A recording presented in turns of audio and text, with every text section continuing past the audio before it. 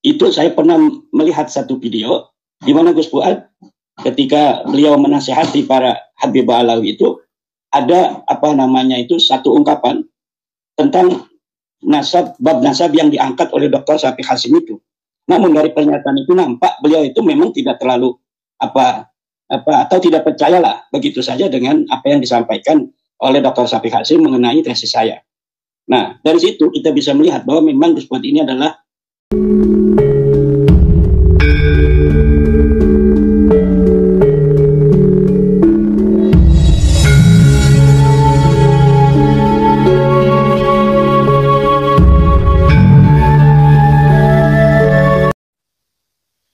Assalamualaikum warahmatullahi wabarakatuh. Salam sejahtera untuk kita semua. Salam sejahtera untuk seluruh saudara-saudaraku sebangsa dan setanah air. Dari Sabang sampai Merauke, dari Miangas sampai Pulau Rote, alhamdulillah kita mendengarkan sebuah informasi bahwasannya Bahar Smith itu mengajak besok ya, pada hari Senin pagi jam 10 ya, 10 pagi itu akan mengumpulkan massa, kemudian melakukan demo besar-besaran di Mabes Polri dalam rangka untuk menangkap Gus Fuad Pleret yang telah menghina guru tua. Guru tua. Yang beberapa kali itu telah diajukan sebagai pahlawan nasional.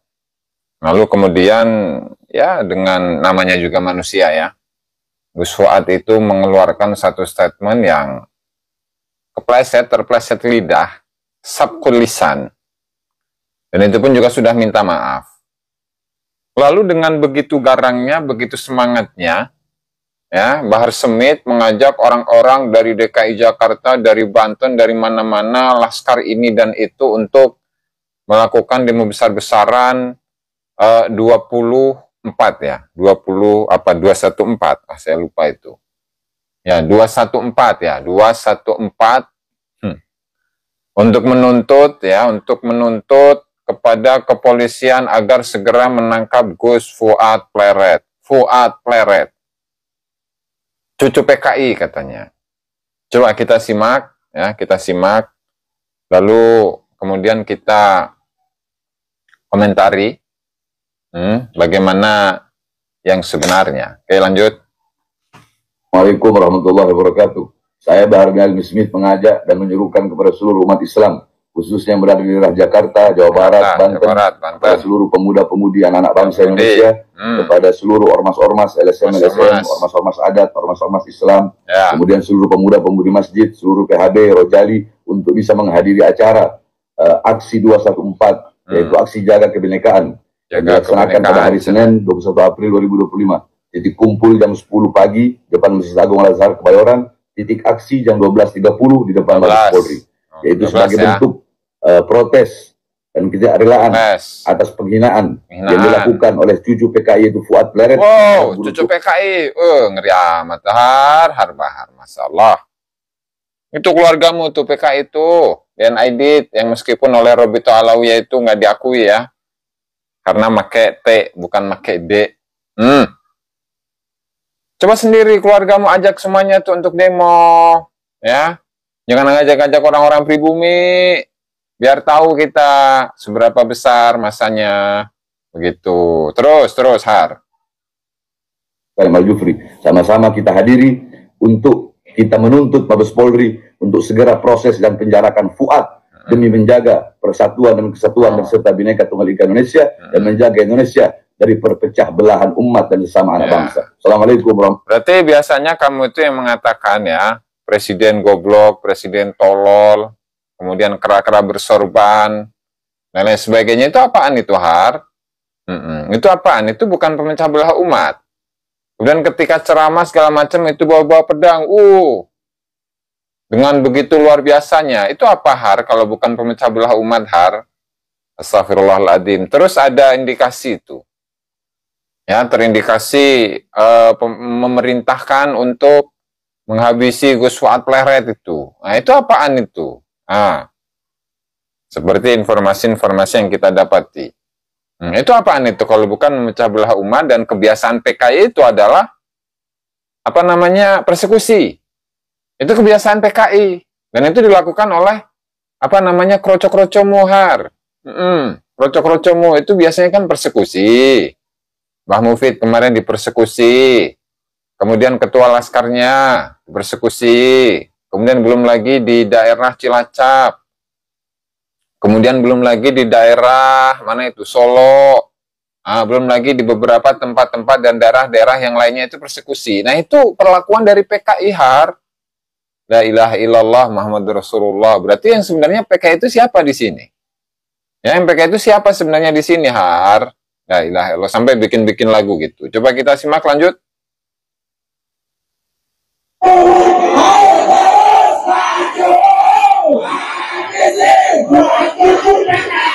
Iya.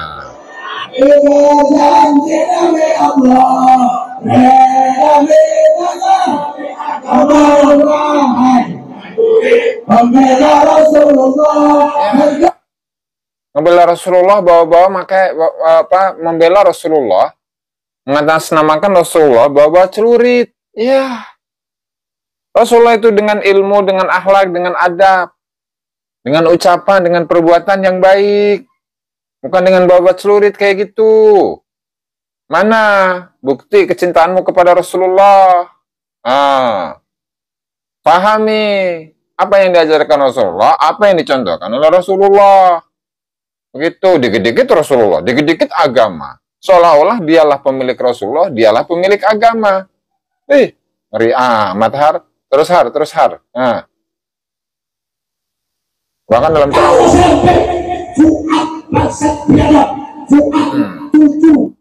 giliran keluarganya ya, yang disebut monyet, itu langsung mencak-mencak. Ngadepin biadab, bangsat, segala macam. Giliran dirinya kalau memonyet-monyetkan orang lain, menganjing babikan orang lain yang selain klan Balawi, itu nggak apa-apa itu. Ya, kalaulah keluarganya itu dimonyetkan, itu marah-marah. Oke, kita tidak mengikuti atau tidak setuju dengan pernyataan bahwasanya siapa guru tua itu adalah monyet. Saya juga tidak setuju sebagai seorang manusia, sebagai seorang muslim. Tapi ya, nggak usah berlebihan kayak gitu. Toh Gus Fuadnya udah minta maaf. Anda nih Bahar, yang selama ini mencaci maki, merendahkan orang lain. Nah, itu bukan biadab itu. Bukan bangsat itu, bukan ya. Berarti hukum itu hanya berlaku bagi orang lain. Tapi bagi keluarga Bahar Smith, bagi keluarga Balawi itu boleh. Begitu. Meskipun ada cacian, makian, merendahkan orang lain, nggak masalah. Kalau yang melakukannya adalah Habib. Tapi kalau yang melakukan adalah selain Habib, itu harus dihukum, harus direndahkan, harus dihinakan, harus ditangkap, harus dipenjara, harus dipolisikan. Nah, begitu. Mungkin ya. Karena gayanya memang seperti itu, begitu. Ya, lanjut.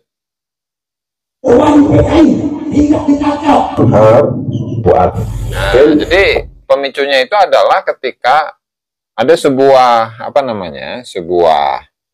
Rasulullah podcast ya dengan Kiai Imad, kemudian Tuh Gus Mugi dan beberapa tokoh-tokoh yang lain. Yang di situ Gus Fuad menyebutkan ketika saya masih PKI. Nah, lalu kemudian inilah yang kemudian dijadikan ajang dan kesempatan bagi para kabib dan kibin untuk memberikan pernyataan bahwa Gus Fuad Selaret itu adalah seorang PKI. Adalah seorang PKI, begitu. Ya, ini la ilaha illallah Rasulullah. Kemarin juga sebenarnya sudah ada itu klarifikasi dari Dr. Al-Haq Kamal yang menjelaskan bagaimana keluarga dari Gus Fuad Pleret dari jalur bapak dan dari jalur ibu yang kemudian kakek-kakeknya itu atau keluarga besarnya Gus Fuad itu dari kalangan para kiai, para ulama-ulama tarekat. Bukan tarekat Balawi yang jelas, bukan tarekat Balawi. Oke, kita simak saja ini langsung ya. Marsina, nama nenek saya Marsina. Marsina. Udah diajari UKT. Oke, jadi saya masih agak PKI lah. Oke, jadi saya masih agak PKI lah. Ya, nanti saya, Mas Wat, kok kesini Mas? Kamu itu kan orang liberal, ngapain mau ikut-ikutan ini? Jadi begitu teman-teman ya. Jadi gara-gara video ini yang kemudian menjadi pro dan kontra di antara para netizen, khususnya dari kalangan Khabib dan Kibin, yang kemudian menjadikan itu sebagai sebuah kesempatan yang emas untuk membunuh karakter dari Gus Fuad yang kemudian disebut sebagai antek PKI, bukan antek PKI tapi PKI. Nah, ini nggak tahu sejarah ini.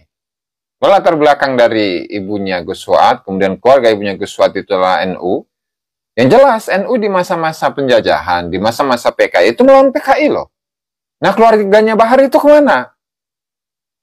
Waktu di masa penjajahan Belanda, di masa penjajahan Jepang, dan juga di masanya PKI. Itu kemana keluarga Bahar? La ilaha illallah Muhammad Rasulullah. Maka kita simak ya nanti.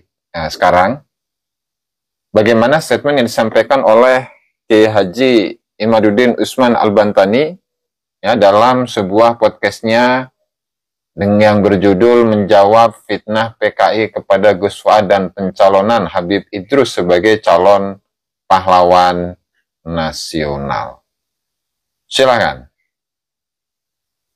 Ke Imat tentang tuduhan fitnah PKI ke Gus Fuad itu kalau di kolom-kolom komentar ini kan bilang, atau di luar sana bilang, itu Fuad ngaku sendiri sebagai PKI. Nah, apa bisa dijelaskan Imat mengenai konteks maksud saat itu Imat? Suara mic belum dibuka. Nah, baik, karena memang saya hadir ya ketika itu, memang saya yang bertanya karena saya pernah mendengar cerita dari informasi yang saya terima bahwa beliau ini adalah keponakan dari istri Abu Yatim Yati yang ada di Banten, guru saya. Jadi ketika itu kita masih baru beberapa kali bertemu dengan Gus Fuad, jadi saya sempatkan bertanya tentang cerita itu, ya, bahwa bagaimana tentang perjalanan beliau menjadi seorang kiai seperti saat ini. Karena perlu diketahui bahwa Gus Fuad ini sebelum beliau masuk dalam bab nasab, memang beliau adalah kiai nyentrik ya, kiai yang sering didatangi oleh para pejabat sejak beliau masih umur 29 tahun, 30 tahunan. Itu memang beliau sudah menjadi perhatian para politisi, para pejabat. Banyak pejabat-pejabat yang datang kepada beliau meminta doa dari Gus Fuad. Bahkan Gus Dur radhiyallahu anhu itu pernah memberikan salam khusus kepada Gus Fuad Pleret melalui sahabat Gus Dur, di mana ketika itu Gus Dur ingin sekali datang ke rumahnya Gus Fuad Pleret, namun Gus Fuad menolak karena menurut Gus Fuad, saya yang harus datang ke Gus Dur, tidak boleh Gus Dur datang kemari.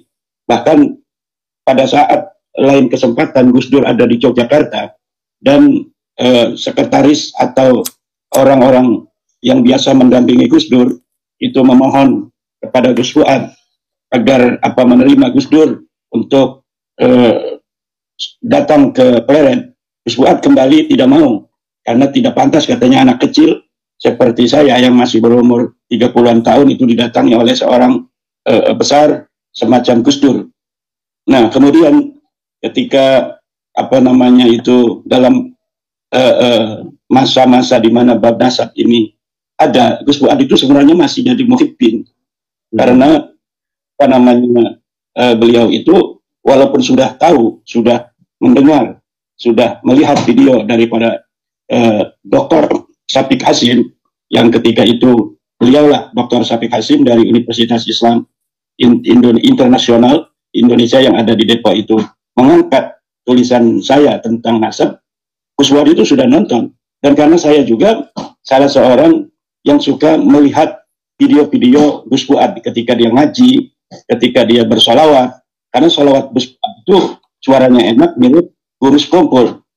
Jadi saya senang itu melihat. Jadi sebelum bab nasab saya sering melihat channel Gus Fuad Pleret itu. Kemudian ketika itu saya pernah melihat satu video di mana Gus Fuad ketika beliau menasihati para Habibah Alawi itu ada apa namanya itu satu ungkapan tentang bab nasab yang diangkat oleh Dr. Syafiq Hasim itu. Namun dari pernyataan itu nampak beliau itu memang tidak terlalu atau tidak percayalah begitu saja dengan apa yang disampaikan oleh Dr. Syafiq Hasim mengenai tesis saya. Nah, dari situ kita bisa melihat bahwa memang Gus Fuad ini adalah seorang mukibin lah, kibin. Jadi mantan kibin ini Gus Fuad. Kemudian ketika beliau terjun di dalam masalah nasab ini, karena kemudian beliau mendapatkan istilahnya itu persekusi ya dari seorang khatib ya, kemudian beliau ada sebuah pergolakan batin. Saya melihat seperti itu dalam diri Gus Fuad, orang yang selama ini atau klan yang selama ini mengaku sebagai keturunan Nabi, sampai kok begini caranya mereka itu terhadap warga pribumi. Akhirnya beliau, karena memang saya lihat beliau orang yang suka riyadhah, mungkin langsung mendapatkan ilham Rabbani, kemudian dapat dengan mudah mempercayai daripada tesis saya bahwa Balawi ini bukan keturunan dari baginda Rasulullah. Kemudian tidak hanya itu, beliau langsung terjun menjadi salah satu punggawa di dalam bagaimana menyadarkan umat di dalam terlepas dari pengaruh negatif dari pengakuan Balawi sebagai keturunan Nabi ini. Nah, kemudian dari percakapan itu memang orangnya kan nyentrik. Beliau itu orang yang jujur apa adanya gitu, bercanda aja bahwa memang begini Kiai, pertamanya perjalanan saya itu, ibu saya datang ke Abuya Dimyati dalam keadaan hamil, minta doa agar anaknya jadi Kiai. Kemudian kata Buya, nggak bakal ini jadi Kiai, nanti kalau kamu hamil lagi anak kamu jadi Kiai, kasih nama Fuad. Nah, itu kan perjalanan pertama dari seorang Gus Fuad ketika dia belum ada, bahkan dia belum ada dalam perut ibunya, bahkan mungkin masih ada di dalam diri bapaknya itu, nutfahnya itu masih di dalam diri bapaknya, tetapi dengan karomah daripada Abuya Dimyati, kemudian beliau menjadi seperti sekarang ini, di mana sejak kecil neneknya memanggil dia sebagai seorang kiai, kiai, kiai. Itu ada pergolakan karena Gus Fuad sebagai orang yang nyentik, nyeleneh gitu kan, bersahabat dengan siapa saja.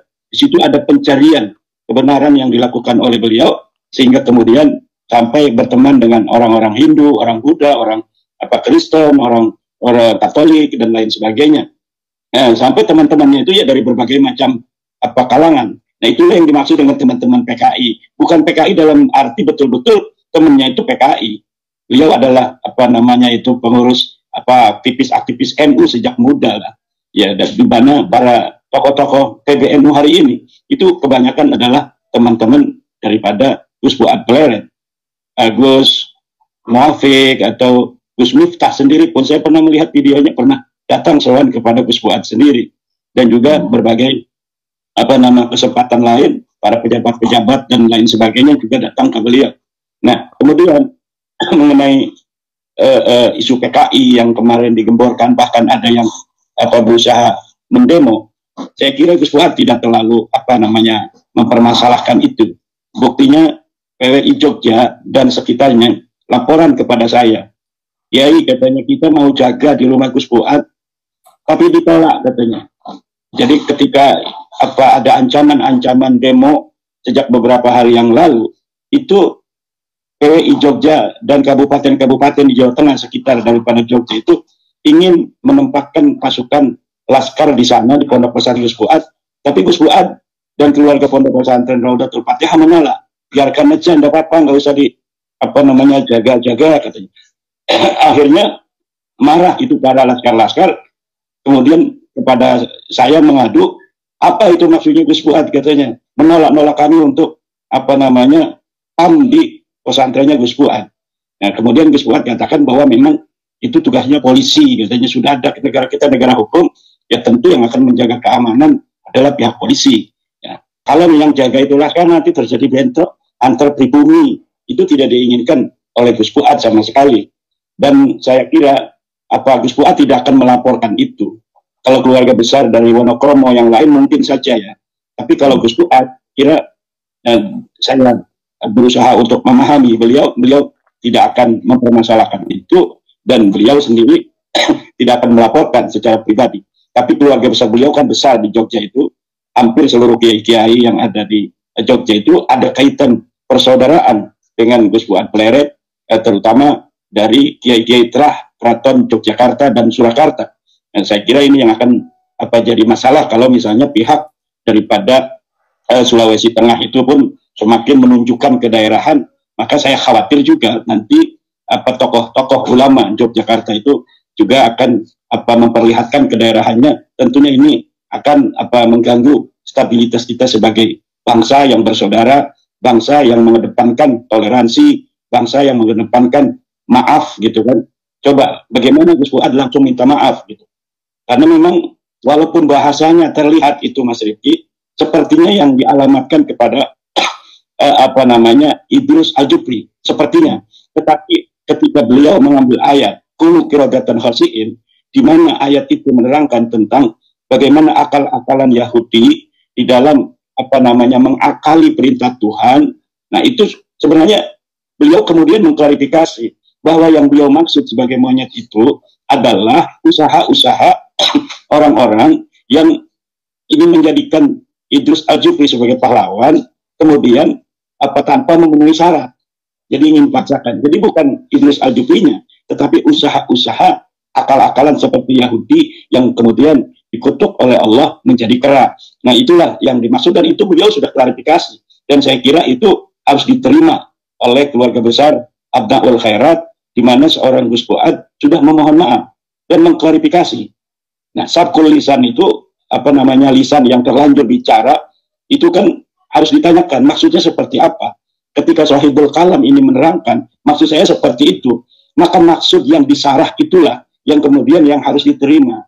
Dan ini adalah luar biasa seorang Gus Fuad, di mana dalam masa perjuangan mengangkat harkat derajat martabat bangsa Nusantara dari sementara pengakuan sebuah klan yang mengaku dirinya sebagai cucu Nabi namun tidak terbukti, tetapi ketika ada bersinggungan, Gus Fuad langsung mohon maaf. Itu adalah ciri bangsa Nusantara yang mempunyai peradaban dan akhlak yang luhur, bahkan sebelum Islam itu sendiri datang. Nah, berbeda dengan Bahar Smith misalnya, yang dia telah menghina Wali Songo, keturunannya terputus. Dia mengatakan sendiri dengan lidahnya mensarah, saya tidak akan memohon maaf sampai hari kiamat. Nah, itu bedanya bangsa Nusantara yang luhur, yang merupakan terah-terah dari para raja yang mulia, yang kaya raya di masa lalu. Kemudian ada terah daripada terah kenabian dari Wali Songo. Sehingga dua kekuatan suci ini menjadi akhlak-akhlak yang adiluhung yang dimiliki oleh para ulama-ulama dan pemimpin-pemimpin Nusantara hari ini. Itulah seperti Gus Fuad contohnya. Ketika dia merasa, ini takut menyakiti, dia langsung mohon maaf. Tapi Bahar Smith ketika mengatakan bahwa Wali Songo tidak punya keturunan, dia mengatakan sendiri bahwa saya tidak akan mohon maaf sampai hari kiamat. Rizik Syihab yang telah memberikan provokasi perang, mengatakan Laskar Monyet, Kiai Monyet dan lain sebagainya, sampai sekarang tidak ada mohon maaf itu. Inilah bedanya akhlak adiluhung Nusantara yang merupakan telah nutfah nabawiyah dan nutfah para kesatria Nusantara yang agung dan maha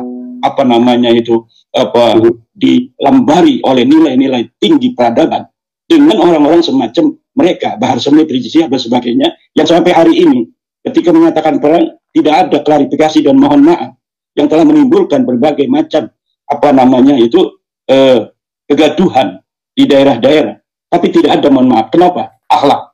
Disinilah mentalitas akhlak yang mulia atau akhlak yang tidak mulia. Dan Gus Fuad telah memperlihatkan kemuliaan akhlak Nusantara dengan beliau memohon maaf. Walaupun tidak mohon maaf ya, walaupun diproses dalam hukum, hingga penghinaan semacam ini, penghinaan yang tidak bisa masuk ke dalam delik, karena orangnya sudah meninggal dunia. Orang yang harus melaporkannya siapa? Tidak ada kan. Nah, kemudian walaupun ada, itu hanya 4 bulan ancaman hukumannya. Nah, tetapi dengan itu Gus Fuad memohon maaf karena memang itu mungkin akan menyakiti kalau salah paham dari ucapannya itu orang-orang yang mengagumi Idrus bin Salim Al-Jupri, dan itu sudah dilakukan. Saya kira ini adalah uluran tangan yang mesti untuk diterima oleh keluarga besar akhirat. Mari kita jadikan pengalaman beberapa hari ini, bagaimana kita bermuhasabah terhadap bagaimana kita berbangsa, bagaimana kita bernegara, bagaimana kita bersaudara antar satu daerah dengan daerah lain. Jangan memicu-micu nilai-nilai primordialisme yang dimana setiap daerah mempunyai primordialisme, dan kesejarahan bangsa Indonesia telah mengetahui bagaimana Yogyakarta, bagaimana Mataram di masa lalu yang mempunyai peradaban yang adiluhung, peradaban tinggi, para kesatria-kesatria ada di sana dan lain sebagainya. Jadi nilai-nilai kedaerahan itu harus ditekan. Yang harus kita utamakan adalah nilai kebangsaan, keindonesiaan, semacam hukum adat dan lain sebagainya yang ditutukan kepada Gus Fuad itu nilai-nilai primordialisme yang membahayakan daripada persatuan bangsa dan negara. Seharusnya itu ditegur oleh aparat-aparat yang ada di sana. Karena kalau di sana punya adat, di sini juga punya adat, di Jogja juga punya adat. Nanti kalau adat dengan adat, ini akan mencederai kebangsaan kita sebagai satu bangsa, bangsa Indonesia, sebagai satu negara, negara Indonesia. Kita harus mengedepankan nilai keindonesiaan di atas kedaerahan. Kita harus mengedepankan nilai-nilai keindonesiaan di atas suku, di atas agama, apa yang ada di Indonesia. Agama ini tinggi, al-Islam ya'lu wa la yu'la alih. Tetapi dalam konteks keindonesiaan, agama ini dilindungi oleh negara, dilindungi oleh Pancasila, dilindungi oleh TNI kita, dilindungi oleh Polri kita, dilindungi oleh setiap desah napas dari bangsa Indonesia. Dan ini kita harus mengedepankan, saling hormat menghormati, saling harga menghargai, toleransi, saling maaf memaafkan ada kesalahan. Apalagi ini masih bulan Syawal. Ini masih bulan Syawal, mari kita halal bihalal, mari kita saling maaf memaafkan. Jangan narasi-narasi yang berpotensi memecah belah bangsa. PWI sebagai organisasi mengusung nilai-nilai peradaban tinggi masa lalu kesultanan di Nusantara, ajaran-ajaran Wali Songo, dalam mereaksi Rizik Syihab misalnya, tidak dengan provokasi kembali, tapi kita dari Dewan Pimpinan Pusat terutama telah diinstruksikan oleh Ketua Umum Gus Abbas Bud bahwa yang harus didepankan adalah proses hukum. Maka di setiap daerah mulai hari Senin kemarin sudah melaporkan narasi provokatif Rizik Syihab agar diproses secara hukum. Negara kita adalah negara hukum, panglimanya adalah panglima hukum. Kalau kita sudah melapor, ya jangan demo-demo. Biarkan para aparat hukum yang kemudian memandang apakah ini pantas untuk dilanjutkan atau tidak. Kalau kita mengatakan panglimanya adalah hukum, seperti Abnaul Khairat kemudian melaporkan, tetapi kemudian mengadakan demo-demo untuk menuntut aparat bertindak tegas, bertindak dan langsung memproses misalnya, berarti itu tidak percaya 100% terhadap hukum yang ada di Indonesia.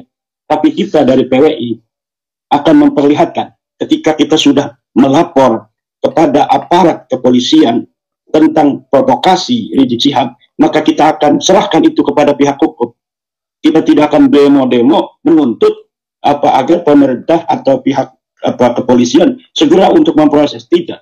Kita serahkan kepada aparat hukum bagaimana, apakah provokasi yang kemarin dinarasikan oleh Rizik Syihab itu sudah layak untuk dimasukkan ke dalam pengadilan ataukah tidak, dan itu kita serahkan kepada polisi. Dan saya kira inilah pembelajaran yang dibawa hari ini, dipertontonkan, diajarkan oleh perjuangan Wali Songo Indonesia agar menjadi contoh bagi bangsa-bangsa lain yang hari ini sudah berada di Indonesia, kita terima dengan tangan terbuka.